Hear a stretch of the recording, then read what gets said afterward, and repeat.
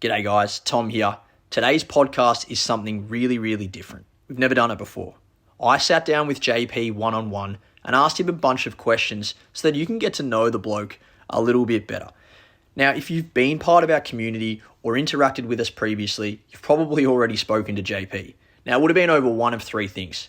He's either rinsed you because of your current betting patterns, he's either told you to join the Platinum Squad, or he's already changed your mindset and made you a shit ton of money through match betting. Now, whatever it may be, you're still going to learn a lot about the bloke today. If you haven't been part of our community and you've got no clue who this JP bloke is, let me give you a quick synopsis. He's made over 350 grand from match betting. He's built two communities, the Hussla Squad and the System, that are over 1,200 members strong and would have conservatively taken over $20 million off the bookies over the last 3 years. I guarantee that you'll learn something about JP today that you didn't already know, and it's going to help you understand a bit more about why we do what we do and how it's going to help you. Hope you enjoy it and leave us some feedback in the comments below. Cheers. All right, well, we're back today with something a little bit different. Yeah. Me and you don't really sit down very often and just talk about shit.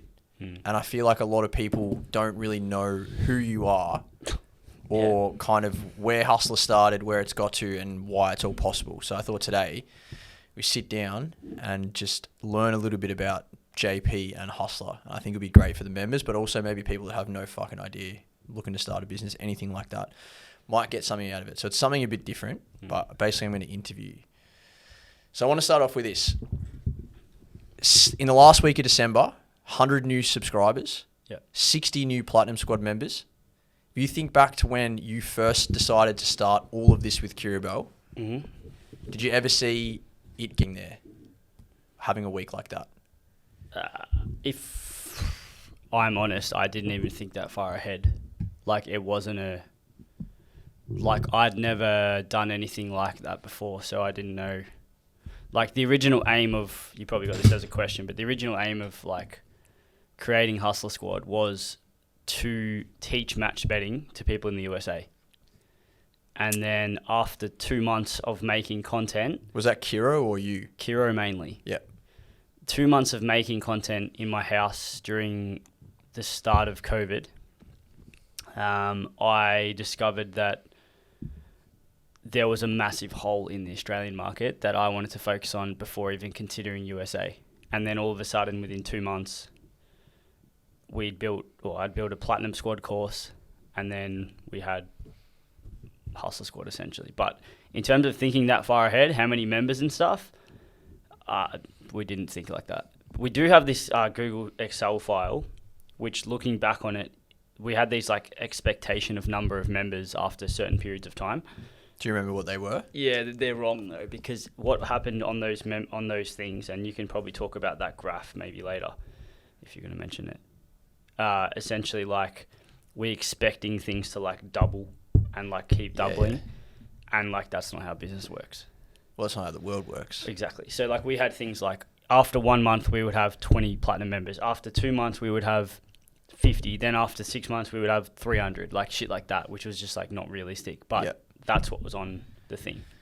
I guess you have to have some sort of target though to work towards to see if you're... Well, actually, maybe you don't. I feel like you and I probably changed that kind of shift maybe over like the last 6 months in terms of you can have goals, but like do you stop when you get there, or do you raise them, or like, well, like, do you know what I mean? Like, what's the point of having the actual goal itself as opposed to just you're like a workhorse.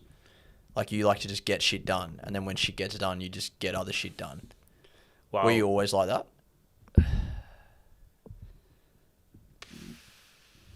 I mean, I don't think I was self-reflective enough to know that shit, like, until the last 2 years. Like, even up until, like, probably start of last year.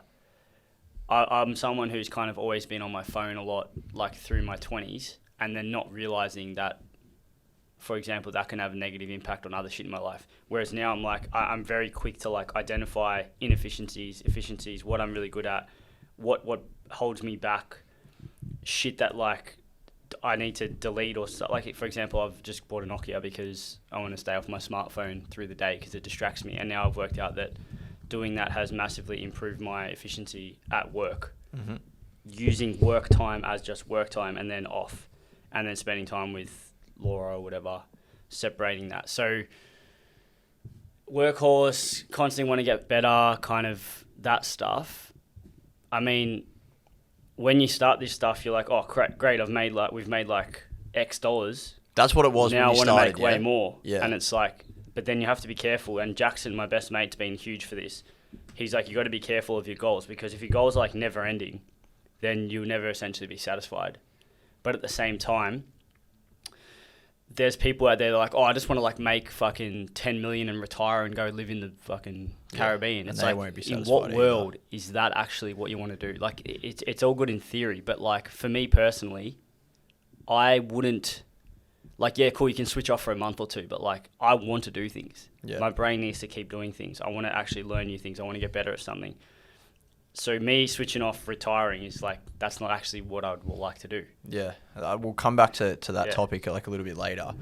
You kind of briefly touched on it, but like, why did you actually start Hussla Squad? Like, I know that we've spoken about it briefly in previous podcasts about, you know, you had no purpose, or you know, not you were sick of match betting, but like, what was the point? But like why did you actually start it? Well, there's a pattern in my life which is pretty consistent. The same shit keeps happening. So like, I'll discover something new, start like trying to monetize it pretty much straight away. So like, for example, selling cans in high school, started with that. So for those of you who don't know, sold soft drink cans to U9s and 10s, made like a couple of thousand over a couple of years in high school. Can you explain, can you actually dig, obviously we went to school together, different year levels, but can you actually explain, you didn't just sell cans, like walk us through the actual, what happened? I don't know how it started, but I don't know, maybe I got an idea. Like, obviously the canteen would sell them for $1.50, like soft drink cans, Solos, Pepsi Max, all that. And then I one day decided I was going to start selling them for $1 at the school. I don't know how I marketed it or whatever, but I started just opening up my locker with cans in them. But what was the process? Like, how'd you get the cans to school? Where'd you buy them? Went to Woolies or whoever, found the cans for like 42 cents. I had originally just like Sprite, Sunkist, Pepsi Max, Pepsi. And you just put them in your bag? Yeah. Put them in the fridge the night before. Yeah, jeez. That became something I think I did later, made them cold. Brought like 20 a day. Mum would help me out, like getting them ready. And then come home, like sell them at lunch, sell them after school, get like $3.20 most days, catch the bus home. So like people would buy them on the bus as well. And then, kind of kept getting bigger essentially. Like I had to start bringing, like sometimes I bring 2 bags because like there was not enough to fit in one. Yeah. And then eventually someone dobbed me into the school, and shout out to someone well known to me. Yes. I think we can mention Josh Cowan. On your Joshy. Then sort of the principal at the time, or maybe one of the higher end people in the school, came up and said, like, you can't do this anymore. Banned. And then Mr. Rolf, who was promo banned. Yeah. he would come past, and like he'd see me walk into school, like or through the corridor, like in the morning, and he'd somehow would cross paths, and he'd bang the bag to see if you had check cans. if there was cans in there. After I was banned. Is that the first money you ever made? Good question. Yeah. And you don't strike me as, you didn't have jobs, did you? Like you didn't work at Macca's or do a paper route? Nah, but I did. I had I worked for something called the Promotions Factory, which was, they had like stalls outside of the MCG selling like AFL merchandise. Oh, yeah, I actually remember you did this. Yeah, so that I do that, like I think that was year. Did you do the Australian Open as well for a bit or not? Australian Open too. I reckon I was first year out of uni or year 12. I think it was first year out of uni. I used to go do it like once a week. Use like $20 an hour, $18 an hour. Yep. Whatever. 5 hours. Go to work. Go home. And then I did that at the tennis for 2 years, same company. And then we moved into, I basically had a falling out with that company because they had favourites. And it was a real sort of... And you weren't a favourite? Nah. And it was very fucked. Like, it was like one person could do something, and then if someone else did it, it was like... The world was ending. Like, you get sacked, essentially. And yeah, I remember, funny story, I actually got, like, told to stop my shift once because I had a girlfriend at the time who came and, like, sat in the store while I was there. And we told her, like, Aaron Holmes, who was the manager of my shop, she was like saying hello to me or whatever. She wasn't like annoying anyone. It was like dead, no one there. And she's like, oh, just go pump balls behind the counter. And like she was sitting there behind the counter while we were working, pumping balls, like out of uniform. And then the managers, like the bosses, walked in and saw her there, and like they full on just like pretty much cut me then and there from the thing. And then I reached out to them and sort of asked them what the problem was, and they like fully just said, "Nah, no reason you got cut." I'm like, "So it wasn't because of this?" Like, "Nah." And then I just fully rinsed them on a text message. I was like 20. I'm like, if you people want to like beat around the bush in business, like you got to be honest with people. And I just never worked for that company again. And I kind of worked out that probably not then I knew, but I don't want to work for like in companies because there's just so much shit like that. I'm sure you know you've worked in places. I don't know if it was like that, Yeah. but any workplace there's like fucking, what's the word? Just like gossip and fucking shit. That's just rubbish. Anyway. Yeah, no, fair enough. But did and that. Then it woke the match betting beast? Not directly, but then I started match betting. Obviously didn't create it, but I discovered it. Didn't like look up any education. I actually found it myself looking at... I had a Bet365 bonus. Turned it over on a line. Like AFL lines, $1.90. 50% or whatever it is. But I didn't do the stake not returned. I just stake returned, assume it was going to win. Fucked up. But it won. Yeah, and then I didn't realise until after. Anyway, that was 2014. That was fourth year of uni because I was studying osteo from 11, 12, 13, 14 into my fourth year. Made probably like, once I created a few accounts, I made like $500. My brain has always been like, all right, if I can make 200, how do I make 10,000? Like that's just how I operate. And that's probably the consistent thing. When I say my life's a sequence, the same things happen. I'll see an idea. Straight away, I'm like, how do I make this into a business? And I've had many failed businesses. They're not even businesses because I didn't even get to that. But ideas that have just started, failed. And so before match betting, 2012, I had an eBay store selling like anything from phone cases to iPhone cables to whatever. And then one of my mates at the time, Kevin, he had an idea where he was selling fake Longchamp bags. Yeah. And he came to me because his eBay account got banned. Because they were fake. Yeah. And he's like, can I sell these on your account? And that period of time, the new iPhone had just been released with the iPhone 4 cable going to the 5. Mm-hmm. So the one we have now. And well, I think they've changed again now. Well, yeah, the lightning cable to USB. No, I think the newest one's a USB-C, but anyway. Yeah, there was the USB to the old one. Now the C to US to that. Yeah. Anyway, that was created. Everyone was buying him, and then I started doing, like, got him from China, deal with people in China, like tell them what I want, order them in, and then we just had hundreds of these things selling while I was at uni. My second year, I was like selling 10, 15 an hour. Was that from your house though, or were you drop shipping like straight from the factory? From my house, posted myself. Yep. Anyway, so during this period, that's when Kevin came and said Longchamp bags, and I was turning over, I would say, between 5 and 10K a week in terms of like for only 2 weeks though. And in that 2 weeks, my whole eBay account got banned. My PayPal got deleted. They held something like 12K of my money for 6 months, which is fucked. Just because refunds and stuff. And then I had all these people buying my shit, but they couldn't like pay because the pay thing got deleted and I couldn't do anything. Then I created one of my mum's name, mates' accounts, whatever, and they just kept getting linked. And then I just gave it up. Yeah. But basically that was about to take off and then it got stopped by that. And then, discovered match betting, probably started some other things. Me and Kiro sold like iPad cases on his account in through uni, 2013, 14 as well. One Direction hoodies as well. Ticket scalping. Yep, ticket scalping. And then... Did you do iPhone scalping? No. Like the you didn't buy like the brand new ones where you could buy like 2 of the brand new ones and then they go on pre-sale and you sell them to the people that wanted them desperately? Nah, but I wanted to. I tried to do that a couple of times, but it didn't work. I don't know why. No, that was so hard to get. Yeah. So, you've done a lot. I feel like in most podcasts we've discussed match betting heaps. So I don't think we need to go down the path of how much you've made or like I think we've touched on that enough and I don't really want that to be the main focus of this. But I think a lot of the time people see us, but more so you, as like the matched betting guy. When in reality, I think that now, like this is a lot bigger than just match betting. Like the business that's been built, the community, like there's 600 subscribers on the system, 930 Platinum Squad members. Like that's going to tick over 1,000 soon. Yeah. We've got 15 or 16 members of the team now, part of the business. There's an office, significant overheads. Does being known as like the match betting guy, does that bug you? That you're pigeonholed into that slightly? A little bit, yeah. Because I think I'm broader than that, more general than that. I think that's where I'm going to start trying to do some more stuff. Just not sure how, what time that enables, like how I can fit that into my life. I'm not sure yet. But yeah, like there's, and people in the community will know this because they've done the content or they've heard like the voice messages or the sermons, whatever that come through. Like, I'd like to think that I've changed a lot of people's lives. Not sounding arrogant, that is literally fact. Hundreds of people within the community would have been positively influenced by directly me as well as you guys.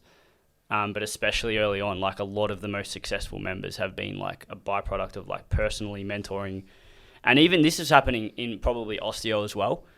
When I was an osteo, I never really did it full time. I always kind of did my match betting as my primary income. But I'd get like someone in a room, first session in, and they'd seen 3-4 other physios or whatever, and they'd come in and just like the impact straight away because of the way I kind of approach things. I'm very direct, very blunt, very honest, weigh up things quickly, and can analyze someone else's problems very quickly and say things that they probably don't know or haven't worked out yet. And all of a sudden the penny drops for them very quickly because of what I tell them. The same thing happens with match betting in the community. It's all good and well to teach people how to make money, but like if you're not like teaching them life skills, mindset, all that shit.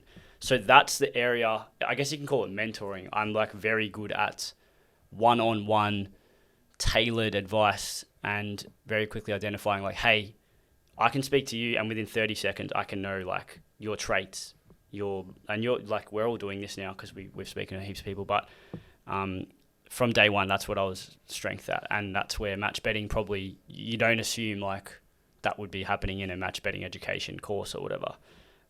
So I guess, does it bug me?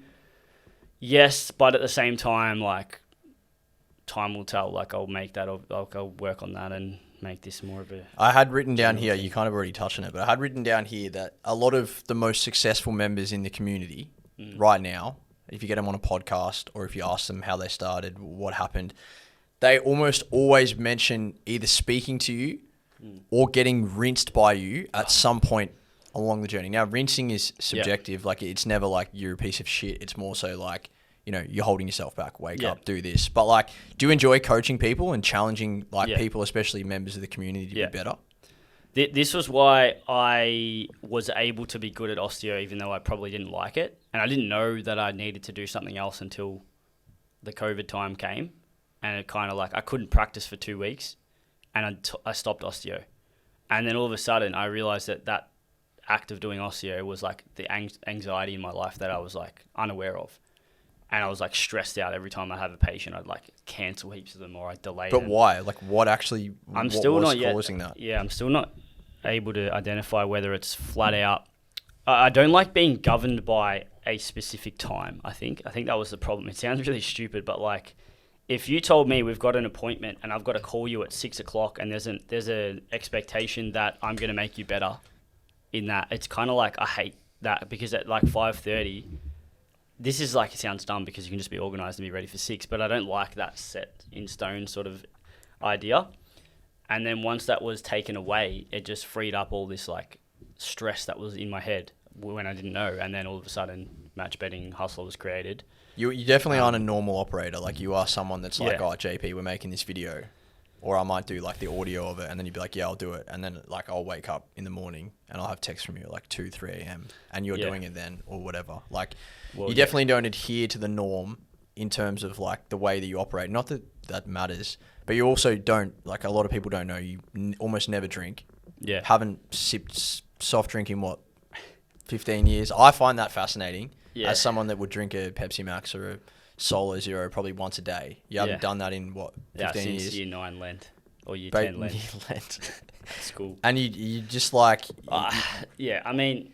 You're a different operator. Yeah. Surely you agree with that. I think that's why you're also good at like telling someone how it is. Yeah. Because you don't get caught up in what everyone else is doing. You never have. I'd like to see. This is a funny one I've noticed recently. You don't eat shit. Like I'm just trying to think of all these. Well, I do eat. Like people will think like, oh, this guy's a fucking like. I still have pizza, burgers, like all sorts of shit like that. Yeah. It's more just like I've never really liked sugary shit like soft drink. Like I had it when I was a kid. Had like everything as a kid normal.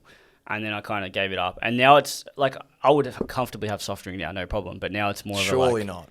Yeah, I don't care. But like I've done it for 15 years now. It's like So I you're may just as well gonna keep not doing do it. it. But I don't Yeah. care. Like I've drank here and there, whatever. I know if I decide to drink one day or have a drink, I'll have one. But like it's not a CCs. Yeah, I haven't had those for a while, like a year. But there was a question before that. I don't think I answered it properly. You said something about do I like coaching people? Yeah, so I do. And same again, going back to osteo. Someone would come in, for example, overweight, and they'd have a sore back or sore knees, and they've seen 3 other people, and not one of them's told them they need to lose weight. It's like, brother, your knee is fucked because you are carrying an extra 30 kilos. Yeah. But I wouldn't say it like that. I'd be like, of course. Hey man, like, have you ever thought about like losing weight, or do you understand how having more weight on your body can affect your knee? And they know, but they just need to tell. And then like one guy once, like gave him a 12-week plan for his wedding. Kid lost 20 kilos for his wedding in 12 weeks. And it's like, just from one conversation. And I feel like I'm very good at getting to the point with someone and telling them in a way, like it mostly goes well, but sometimes it can backfire. I was going to say but that most of the time like it goes your well. feedback is received one of 2 ways. Yeah, but it's actually like surprisingly more like, because sometimes I can go very hard at people and I'm expecting backlash, but if they take it well, then bang, like they're going to be better for themselves. It's hard to argue with like the truth or with facts. And I always find it funny when you're speaking to members who are like, think about the demographic that we deal with, right? Yeah. Majority of the time they're 18 to majority. Now anybody can do match betting. Majority of the time they're 18 to 25-year-old blokes that understand betting, and the most successful ones probably understand that gambling, they're going to lose. And they've either found a way to win, they've discovered match betting themselves, or they've watched our content, they get it, and they just want to like fucking take it to the moon. And when you encourage somebody to do something, or you're flat out blatant with them, like, my guy, I'm happy you've made $2,000 match betting, but if you keep doing what you're doing, you're going to fuck up, right? You need to join Platinum, or you need to do this. Yeah. And it's either received one of 2 ways. All of the weapons in our community, you've had a conversation similar to that, I reckon, along their journey, and it clicks, and they go, yeah, fuck. And they don't get upset or salty. They go, yeah, this guy's made 300K. This guy's built this community. This guy's done this. If I just fucking do this, it's probably going to happen for me too. And they dominate. But then there's the other people, which is a smaller minority, that go, fuck this guy. He thinks he's better than me. He's arrogant. Like, if you could speak, and you do speak to them, but what do you say to all those people? Because at the end of the day, the only person that's losing in that transaction is them. Yeah. Some of them don't actually understand that yet. They eventually will. But whether it's quick enough for them to cash in on the opportunities is another thing. So, like, there's a guy in our DMs the last 2 days. You'll know who I'm talking about. Mm-hmm. He watches all the podcasts, but he's not Platinum. And then he's like, says something like, I don't know if it's like worth it to join. Like, because I already, like, he said something like the value of Platinum decreases the more you know about betting. Which is kind of, in theory, true, but it's not, because I think that's completely wrong. Yeah, because there are people in our community. We say this 100, like we repeat ourselves. Like every day, I'm learning new things from match betting, and 100%. like people will say, like, "How the fuck is that possible?" But I would say, if you think that it's not possible, you are flat out closed-minded. Like, you can't think you know everything ever. Like, it's not possible. And if you only see, it's just one of 2 ways. It's like, if you see the cost, it's like, I asked him, I'm like, do you think you're saving $1,000 by not buying Platinum? And when you ask people that, I think they start to realize, like, maybe that they're being a bit silly, because that one-off cost could equate to 50K in the next two years. Or it could be the thing that you're missing now that you don't know that's holding you back, or like 100 different possibilities just from putting your investment into that. And it's like, not just with that, it's like anything. Like, you're an idiot if you think you don't know everything. Oh, 100%.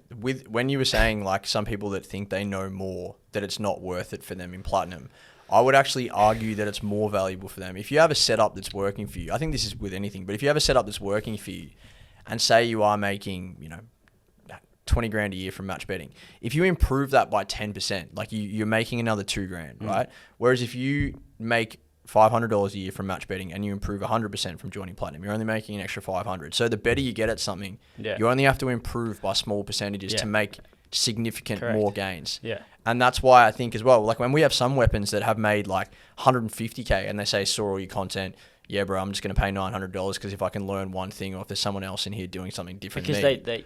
They just get it. Like the Gators of the world, they just fully get it. Yeah. Mayos of the world. 100%. And I feel like I say we, but I think you do the most of this. Like we're actually building more people like that. Yeah. That will go and take the piss in other aspects of their life. Like, because match betting can set you up, but if which is the skills and the knowledge that you build and the mindset and the discipline and the habits of just doing the same thing over and over again, you just stack it on top of each other and then you've got all this proof that you're a weapon and you don't even know it. Yeah. Often people say this. They go, even people we hire. Wait, I want to say one thing before we move on to the it. next topic. The same thing that we say though, like we're like sitting here maybe on our high horses a bit, maybe, I don't know, but hopefully it doesn't come across like that. But when you say like, when we say, oh, you can join this and you can improve, we're doing the same thing. Yeah, of course. Like we're buying shit, like you're watching fucking videos, reading books, we're all doing the same. Like if you're not trying to improve always, then like you're just going to get passed by others / you're not going to be the same, or get the results that you could get doing those things. So like it's not just in this, it's in anything. Like leverage is one that we probably will talk about later. I don't know if you have any of those things, but like, no, I do have. Yeah, we'll discuss that a little bit later. I was just going to say that like people that, members of our community, friends, family, people we hire, people who know you well, people that like know the whole journey, they always ask, and I know you get asked this all the time because I've seen it, like, what do you guys do? Like, so how many hours do you reckon you work a week and what does it actually look like? Yeah. Because I reckon you get asked that, well, I get asked that a lot. Like, what the fuck, like you guys, it's tip on Saturday, what the fuck else do you do? Yeah. Even Tricky asked that on Saturday. Yeah, so in a week, so now it's a bit different as of the last 2 weeks because I've bought a Nokia. But prior to that, I would say that I'm working 12 hours a day, probably a bit more sometimes. Like, what's that? Like, between 80 and 100 hours a week. Yeah, I would agree with you. And that sounds, like, pretty fucked. But, like, it's not sitting there on a laptop all day. Yeah, what does it look like? It's like, all right, if someone DMs us or if someone asks a question on customer service or whatever, it's on your phone, answer, like, whenever you can. Obviously, there's not just one of us doing it, but, like, it's every week's different. So one week there might be a video that goes out on TikTok or Instagram that gets 50 DMs and we have to respond to them all personally. So I think the personalization of our business is where a lot of our time gets put. And that's where a lot of people don't understand what goes on behind the scenes. They just think, oh, we send the tips out. Oh, yeah, anyone can do this, whatever. You can do that maybe, but you won't get the same sort of outcomes. Like I said, the mentoring side of things, the nurturing side of things, that's where most of our time would go in.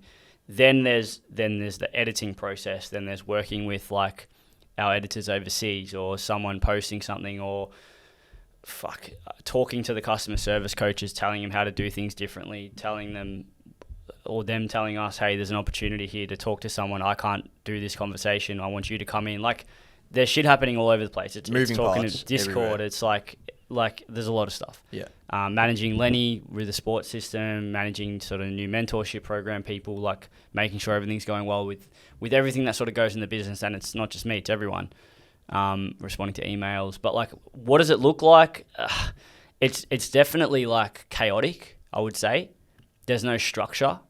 And it's impossible, I would say, to actually create structure in a business like this. Like, there is parts, but like overall, like we can't control like how many DMs we're getting, how many new subs we're getting per week. That's changed based on that. That's the uncontrollable. So therefore, the outcome of that is like random every week.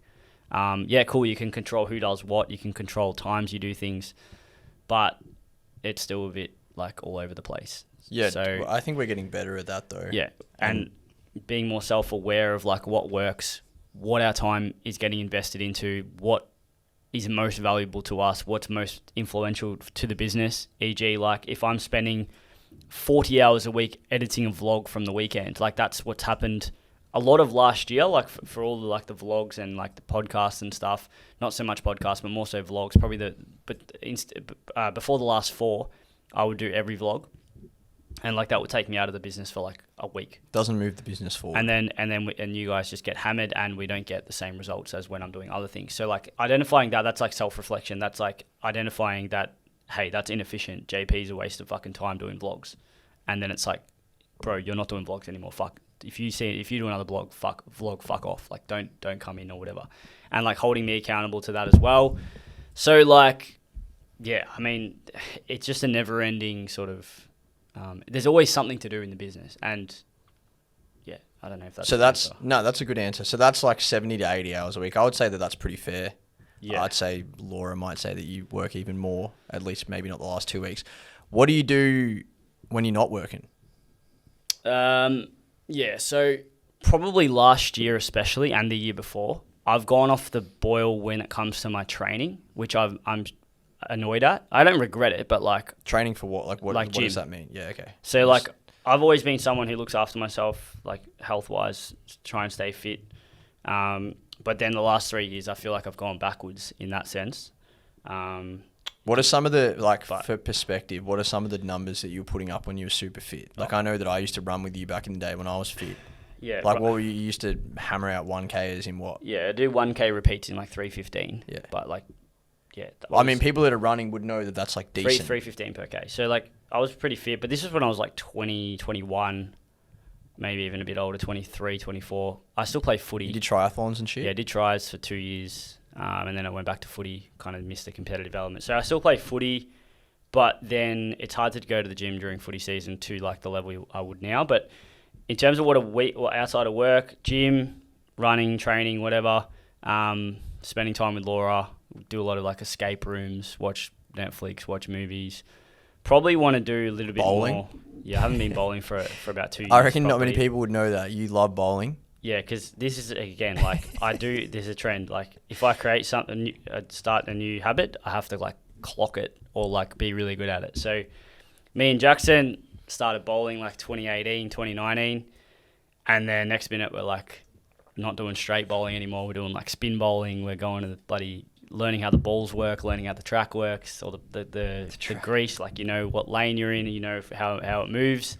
And we had to get 200. Like I got a 200. Jackson still hasn't got a 200. So I've clocked. I've clocked it. I know you can get 300, but I'm never going to get 300. So 200 was what my aim was. I've hit it 3 times. And how many? What does that roughly look like in terms of strikes? So you need to get sequence strikes, like combo in a row. So like if you get like 6 in a row, it compounds. Like it you get 30 every strike. There's a formula. Yeah. So after like the third one, you start getting 30 every strike. Okay. So I think I hit 6 in a row is my best. And fuck. But you need to get a spare or a strike probably every frame. Otherwise, you're pretty much cooked. Jackson was stuck on I think 198 once. But now that we're speaking about Jackson, I did have Jackson down here. Yeah. People won't know who Jackson is. They probably don't need to know who Jackson is, but Jackson is the coffee chief. Well, we did a podcast. Me and Jackson did one. Yeah, you did actually. But no one's probably seen it. Yeah. My question to you is, do you think that what you've done and built here has helped Jackson do what he's done? Yeah, for sure. Yeah. But also he's helped me massively. And I 100%. don't give him much credit publicly or anything, but I tell him like personally. He says a lot of things that I laugh at, and then 3 years later I'll realise he was right. So for example, he used to rinse me for like shopping at Aldi to save $15, for example, on a shop. And he used to say things like, bro, you're fucking wasting like 20 minutes driving there. Fuck around, do this, do that. He goes, I'd rather just convenience go there. So like he's a little bit ahead of his time in that sense. Like now I'm starting to realize, like, for example, doing things for me that are like not a waste of time, but like I could be doing something else. Everything's about time management now. Like for me, like I feel like the making money side of life is like, it's not just how much can you make. It's like, what else is a byproduct of me investing my time there? Like, could I do something else more efficiently? So it's like, if I go grocery shopping or if I start cooking dinner, like now Laura will do all the cooking. She'll do, like last night I went grocery shopping. I called Jackson. I was on the way home from a run and I just popped in and grabbed some shit. And we're having this convo while I was in the shops. And he's like, why are you grocery shopping? That's like a waste of time. And I'm like, yeah, in fairness it is, but I'm driving home. So Jackson's business he's now doing his second trailer. I wouldn't say like that he, because of me or anything, but I definitely like had conversations where he just kind of leveraged what I would tell him. Like for example, going and working. He went from making like $2,000, $3,000 a week electrician to then working $18 an hour in a cafe to like rediscover the money sensitization, like Yeah, he went back to like ground zero. Forced adaptation of like, fuck, I want to know what it feels like to have no money, which is what I did when I stopped match betting, because I could easily go and like, especially when Hussla was creating, when I was making platinum, there was a 2-month hiatus where I made 30K in like 6 weeks. And in that time, I could have made platinum, and then platinum was 2 months delayed from like May to July of 2020. And it's like, well, fuck, I've made 30K, but now all these people waiting for platinum after the free course. And it's like, I've been sort of, is it the red dress? The girl in the red dress, yeah. Yeah, like I've now like taken a short-term gain because I wanted instant gratification. Whereas if I stop match betting, the comfort's removed, the money comfort's removed. And he did the same thing with his business. And then he kind of realized, well, fuck, I actually hate what I'm doing. I'm going to do this. And then he started his business. And then obviously we've had conversations back and forth. He's helped me, I've helped him. But he's been huge in terms of like, especially like more so the self-awareness of me rather than making the money on like the business less so. But even so, he's questioned certain things about what we post. He's like, you should do this with your content. And from an outsider who is more like non-biased, he's been huge there. Like, for example, he'll say you need to stop posting about like rinsing people, and like when we first started, we just rinsed multis and shit down. He's like, you need to help people. Like or certain things, or like you should stop looking like you're homeless and make yourself look a little bit better or whatever. Yep. And I kind of just like tell him, no, he's an idiot. And then like 2 years later, I realized it's probably correct. So like, yeah, I still don't fully subscribe to that, but I do understand why it can be seen as important. Yeah, but between me and him, like I don't call him as much anymore because he's busy. But like I've been. He calls you a bit. Yeah, he calls me most days. I only know that because he Whether has I a answer or special. not. He has a special ringtone on JP's phone.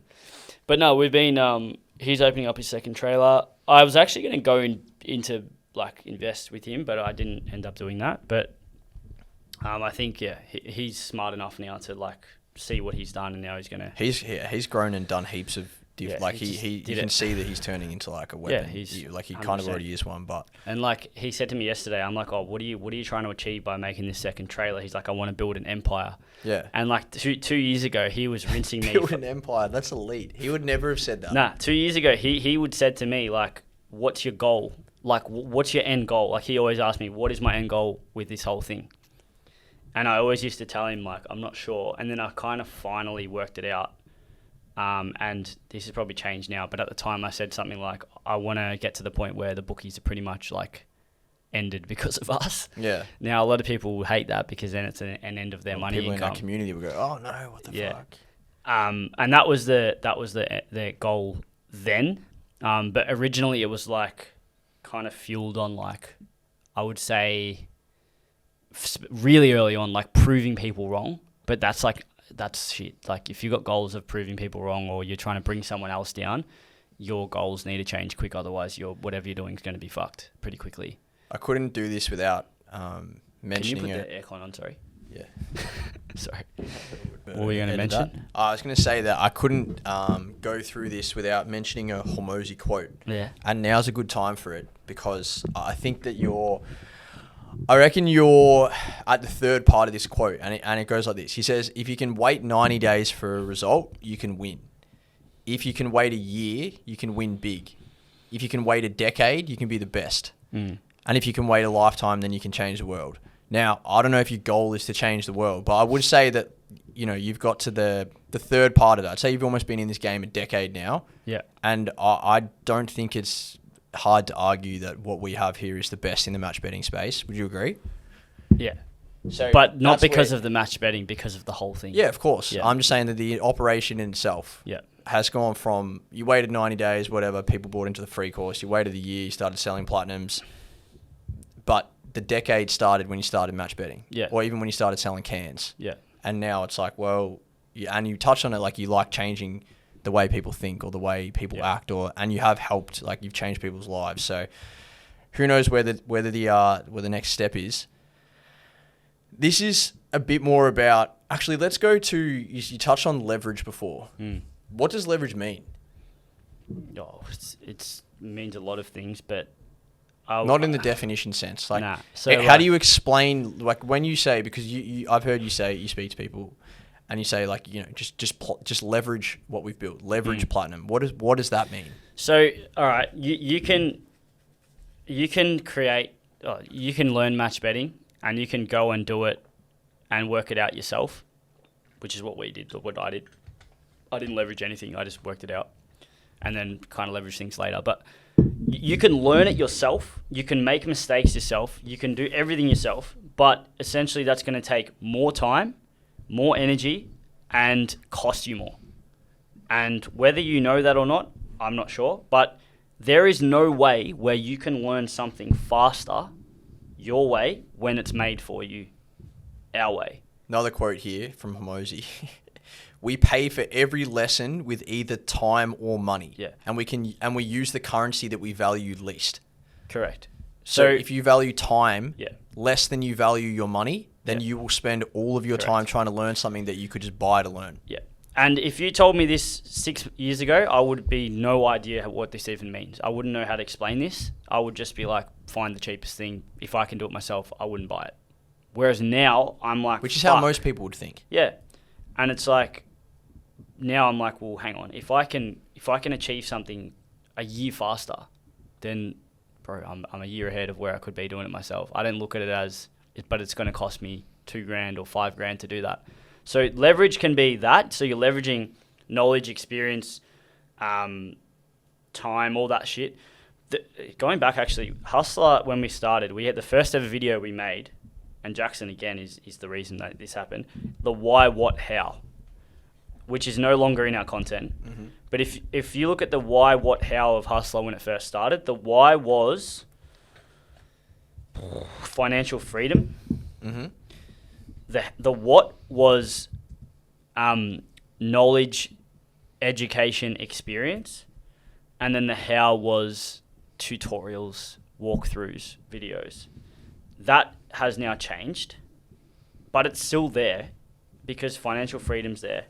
The what is there, and then the how's there. But now that's been multiplied. So now we have like community, we have the other things there. So things that you can't start with. Yeah, correct. You can't start with a community. You can't start with a proven product. Correct. You can't start with years of experience. Yeah, exactly. And so now the leverage, we've spoken about that. You can also leverage in terms of like people leverage banks to buy a house, to rent it out. They're leveraging debt essentially, but a lot of people, other people's money. Yeah, but a lot of people think they're leveraging when they're not because they don't actually know what they're doing. So there can be negative leverage, or the bank is leveraging them, or if you're doing same gamers, like the bookie's leveraging you, shit like that. They're just like the whole world's leveraged. The people who get ahead the most leverage the most. Yeah. That's literally how it works, I think. Yeah, I would say that like you can leverage things as well, not just in match betting space. Like you can leverage anything.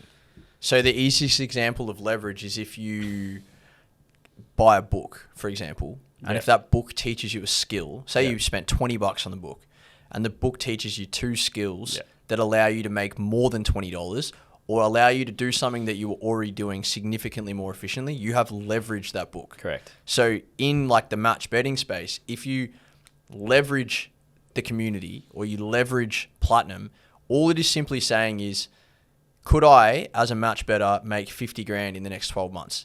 Yes, you probably could. You could maybe do it on your own, maybe, but you would make umpteen amounts of mistakes along the journey. Or day one, you could invest and learn everything that there is right now, plus everything that will pop up in the community, plus all of the mistakes that XYZ has made, plus there's already a roadmap there for you to do it. And you're going to get wherever you want to go so much faster. So you can either save yourself $900 or $1,000 and get there 2 or 3 years slower, or you buy something, learn it all, consume it all, and then do it, and you get there so much faster. That's the easiest example of leverage. And I would say that almost nobody in life, I'd say a minuscule amount of people understand that, and then once they understand it, even go and use it. Yeah, and 100%. But also when you said there, someone getting to where they could be with platinum or without platinum, I would argue they can't actually get to where they could be. So whether you said 3 years, I just don't think they'll get to there because they'll either get banned or they'll just run out of, like they'll just have no guidance, no help, they'll just, I'd still say that some individuals could get there. They could, yeah. But I would say most probably can't. You're right. But comparing it to what they would be with or without, you'll never catch the without. With. You'll just never catch it because it would just keep compounding faster. Like you'll keep improving faster because you have everything else there that's multiplied. You'll never catch the other person. Well, this is the thing, right? Like if you start levels behind somebody, for you to get like, and if they keep learning or keep improving, or even like if you just keep operating at the same rate, they're still always ahead of you. Yeah. And I feel like people don't know because they're like, oh, well, once like I can just learn everything that's in there, I'll learn it all myself eventually. And it's like you might learn everything that was in there the day that you didn't buy it, but in 12 months' time, there's going to be so much more shit in there that you won't learn, or it'll take you another 12 months to learn it, and you end up being so much further behind. Yeah.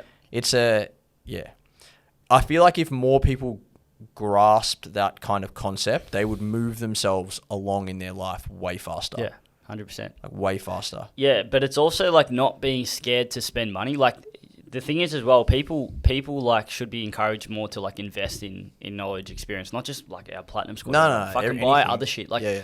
And but the thing is, people care too much about like, but like, what if it's not worth it? What if I don't learn anything?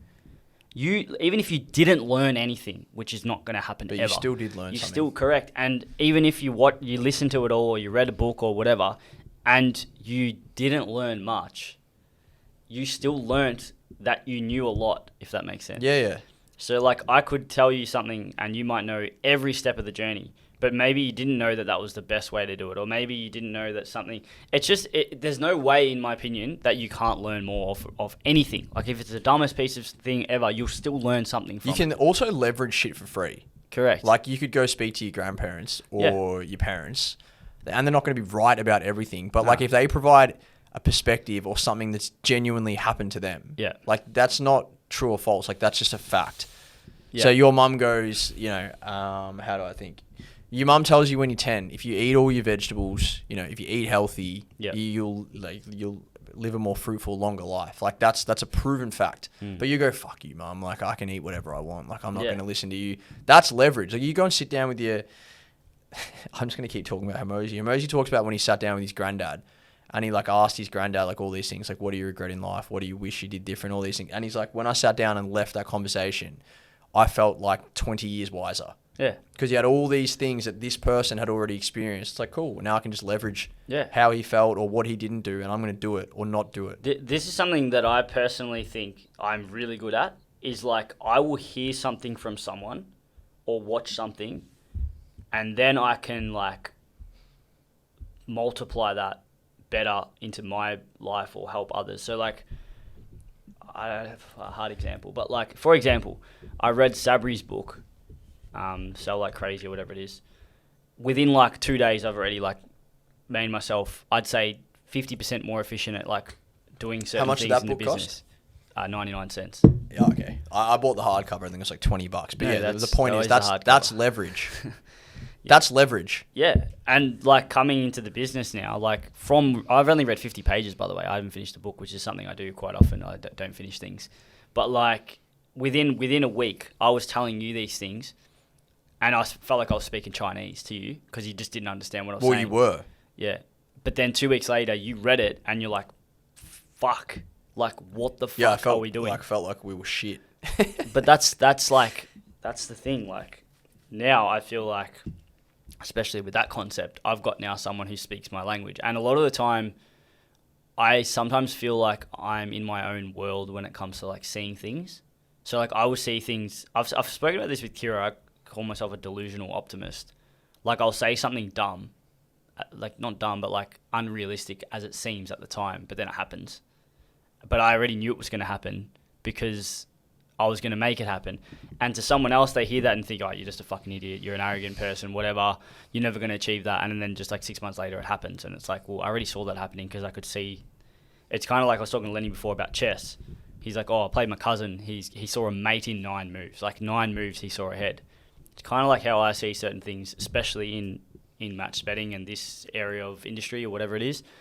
I can kind of see and predict what's going to happen sometimes before others, which I think I use to my advantage as well. And it's good to know that we're now working with a team that's starting to get better at that. Everyone's starting to do that, which is good. So To quote the great Merton the Monk in our community, when I read that book, yeah, I literally felt like Merton when he joined Platinum. Yeah, you know like, nothing. I knew nothing. Yeah.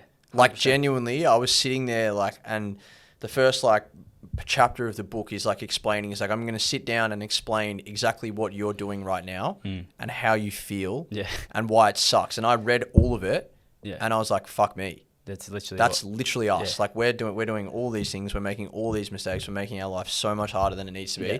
And that would be like, and we're in the match betting space, so I don't feel bad linking it back to that. That would be like someone who's done some match betting, opens up Platinum, goes through defense and sustainability and goes, fuck me. That's why I lost my first 18 accounts. Yeah. I made every single mistake that JP walked through. And so many people say that all the time. Yeah. People go, the coach, they join system and they go, hey, Max, yeah, mate, like, I lost my Swift bet, my Bet Nation, and I lost my Bet 365, and I know exactly why. I watched the video, JP told me. Someone I had a call with last week who's from another service that uses software, he didn't actually know how to use Betfair properly Telling me this. because he'd been relying on a tool that does it for him. And I was baffled. Even though I've said this, like, I say a lot of things that are, like, logically true, but I technically haven't proven them. But they end up most of the time being true based off anecdotal evidence. But this one I've said, like, and we kind of knew this, but I'm like, if you use software, if you don't understand how something works, if something goes wrong, you are fucked. Like, you won't know what to do. And even though, like, in theory, we thought was true, we had probably seen it, like, definitively. This kid has made 15K match betting. He's doing some pretty high-end stuff. He's now joined both of us. I had a free call with him. And I'm like, do you understand this, like, 80% rule that's taught in Platinum? He's like, no, I don't really understand that with the calculator, the manual lay and all this. And I'm like, how long have you been using Betfair for? He's like, I don't know, 6, 12 months, whatever. I'm like, but you don't understand this. He's like, no. I'm like, so I dumbed it down for him. Within 10 minutes, he was like, whoa, like, now I get it. And I was like baffled that. And he's made 15 grand and he's now way more of a weapon match betting. Yeah. He's learned a fundamental, like, skill of Platinum. Yeah. But, like, that he's done probably a lot of turnover. Like, he doesn't do any backing only. Everything he's ever done is hedged late. Yeah. And he still didn't know like how horse to promo method use horse promo method. Wow. And he's like, I don't understand this. So what happened when the odds changed on Betfair? I'm not sure. He just copped it. Well, that's baffling. No, because then you got to go to the calculator, you got to go to the tool, and you rely on that tool. Like, whereas Lenny's just made a video for Platinum members that explains sort of how to not use calculators so you can do it on your own. That's the kind of, like, if you don't understand why, how, what, whenever you do something, and you're just relying on being told, you're no hope of, like, you don't think, you don't learn, you don't adapt. Like, it's just, you become a robot. Definitely. So, yeah. This is a little bit of a change in trajectory. Yeah. Do you believe in luck? No. Can you elaborate on that? Luck I know your answer to this, but I want you to opportunity. elaborate on it. So, luck is technically, what's the definition? I'm not sure. The chance of something happening or some bullshit? Yeah, it'd be something like that. That's probability, but yeah. Luck would be like... Luck is a noun. Success or failure apparently brought by chance rather than through one's own actions. Yeah, so tell me one thing. It was just luck that the first kick went in, is the example. No, I would say that he used the correct technique. And he put... Well, how did he know how to kick? Well, he learnt it. Yeah. So, okay, name one thing, audience as well, that was lucky. And I'll debunk it. You go first. I'm just going to Google. What is something lucky? Well, like you'd say Tuts Lotto.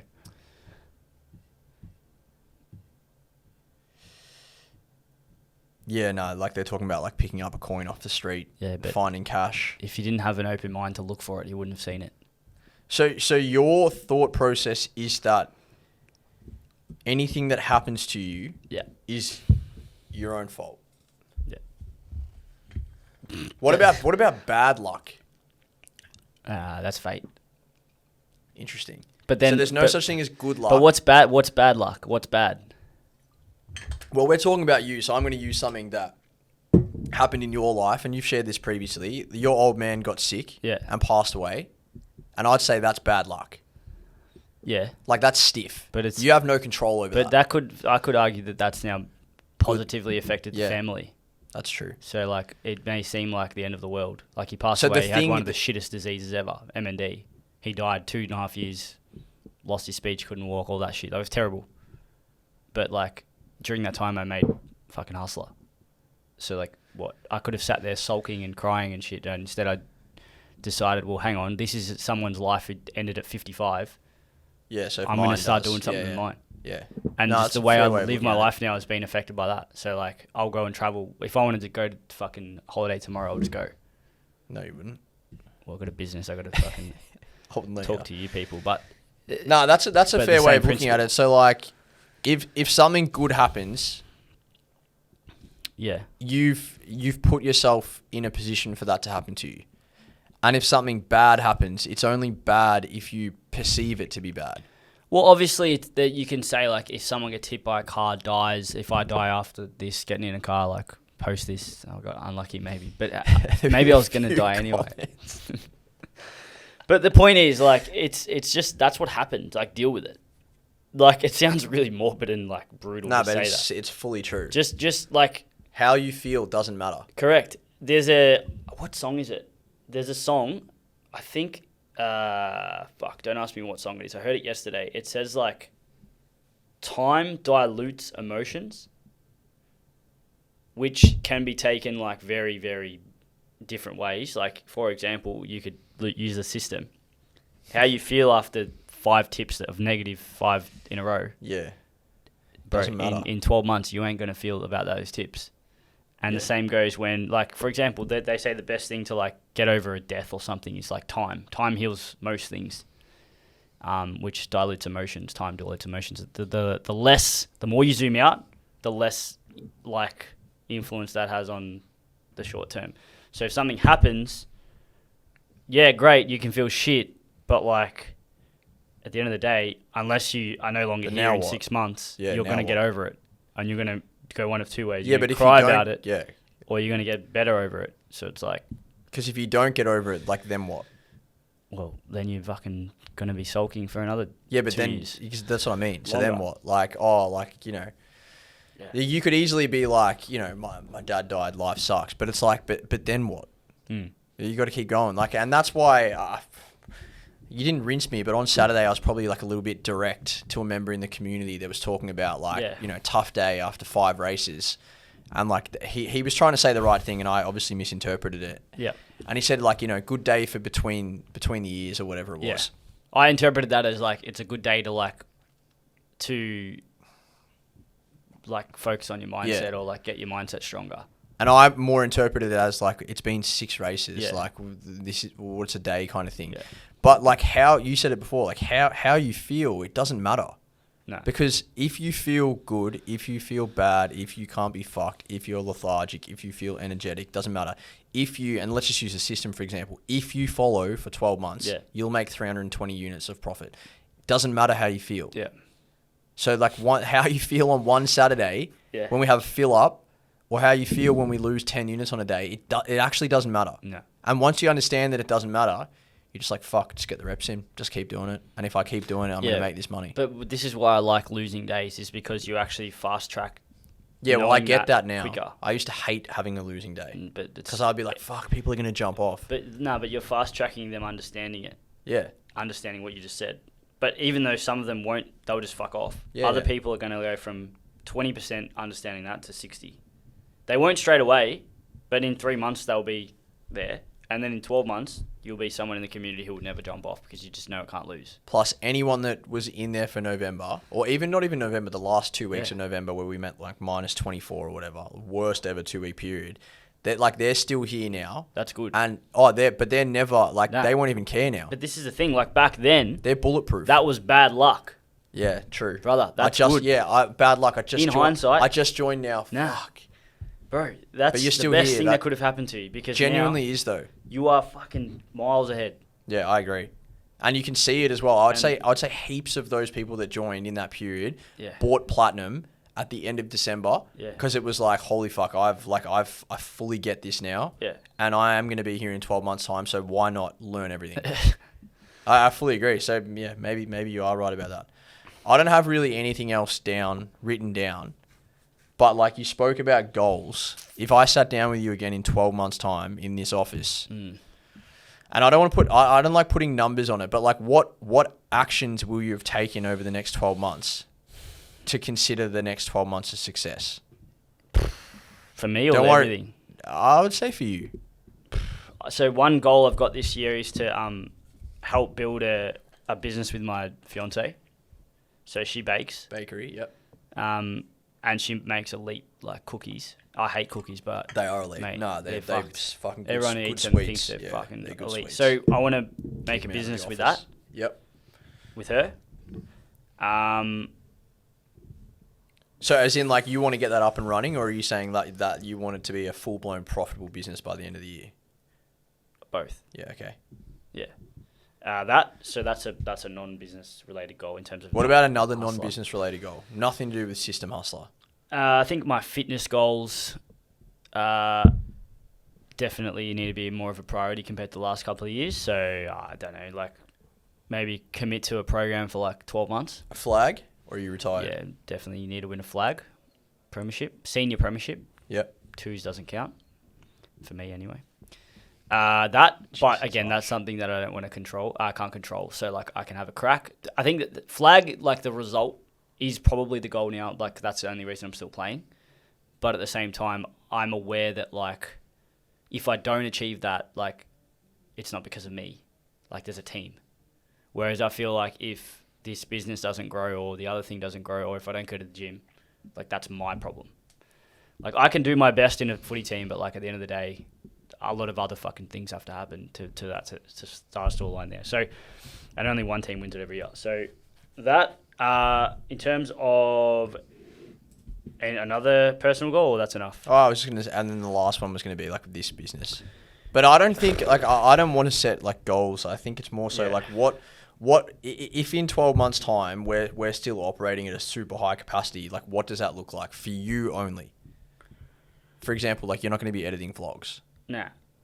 I'm more thinking like, are you going to be coaching the weapons? Are you going to be like, what are you going to be doing? Yeah, like I think spending 80 to 90% of my time on two things. That is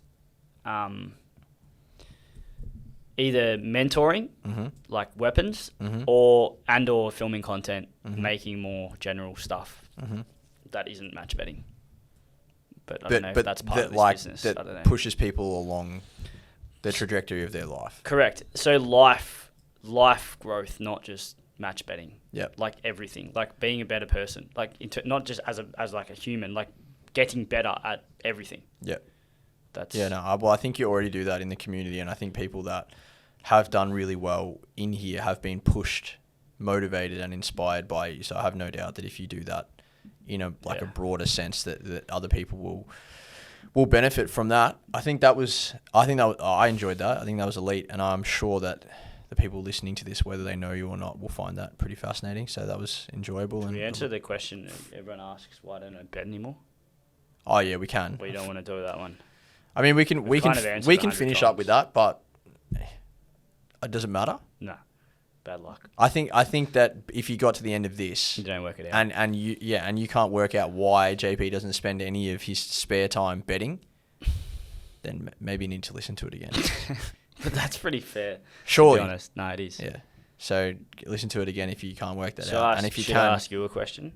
No, let's make this one about you. But I was going to say in the comments, in the comment section of YouTube, if you've got to the end of this, write in the comments why JP doesn't bet anymore, and let's see who was listening.